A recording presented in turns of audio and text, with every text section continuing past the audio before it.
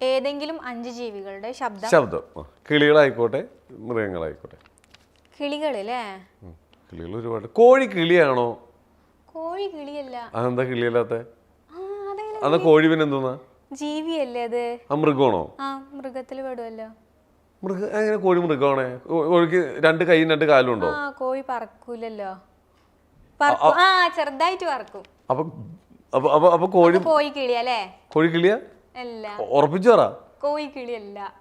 അല്ലേ? അവിടെ നോക്കരുത്. നാട്ടുകാരുടെ അവിടെ ഇരിക്കണുള്ള ധൈര്യത്തിൽ അങ്ങോട്ട് നോക്കാൻ നിൽക്കരുത്. അടി കിട്ടും. കോഴി കിളിയാണോ? കോഴി കിളിയല്ല. പക്ഷിയാണോ? പക്ഷിയല്ല. പക്ഷിയും കിളിയും തമ്മിലുള്ള വ്യത്യാസം എന്താ? പക്ഷിയും കിളിയും ഒന്നല്ലേ? പക്ഷിയും കിളി ഒന്നാണോ? ഒന്നാ.